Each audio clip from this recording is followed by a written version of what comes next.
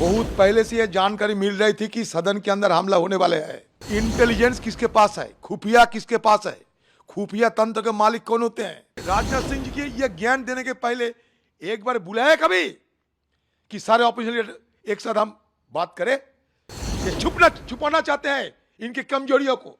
नया संसद दिखा रहे हो, नया संसद भवन दिखा रहे हो। मोदी है तो मुश्किल है। देखिए, सवाल पूछना तो हमारा फर्ज होते हैं।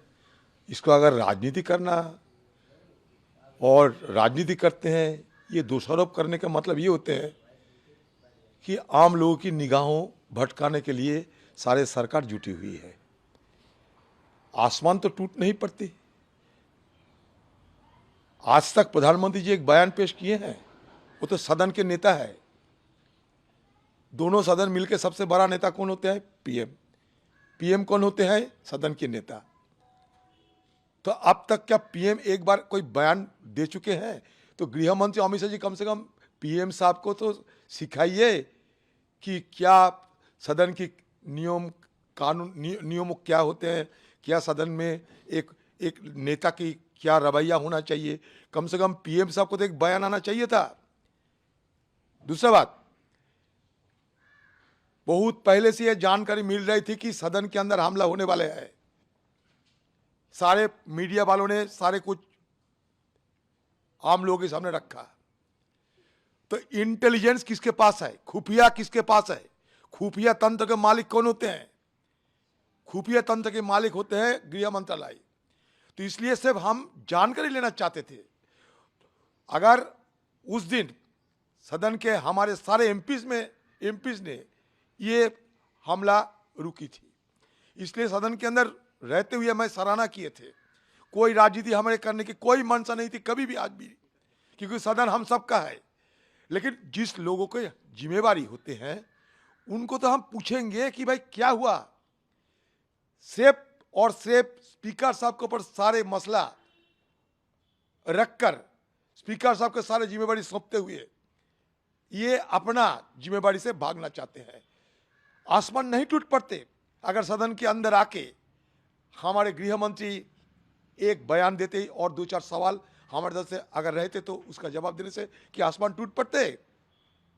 वो तो इतने बड़े मुखिया है सरकार की, खुफिया तंत्र उनके पास है।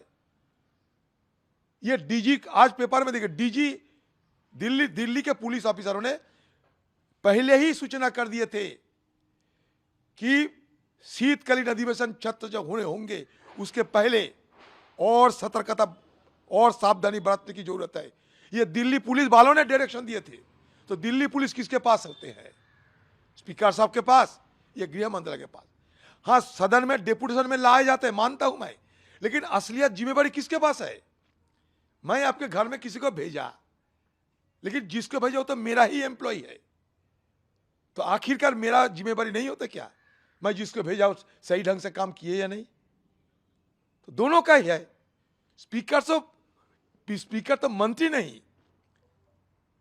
ये सिर्फ गोलमोल जवाब देते हुए असलियत को छुपाना चाहते हैं। ये सरकार की ये मंशा की हम खिलाफत करते हैं और कुछ नहीं। सदन सबका है ये मान के उस दिन हमारा बयान देखो। सदन के अंदर हम सरकार के पास खड़े रहते थे। उस दिन 2 बजे की हमारा बयान देखो।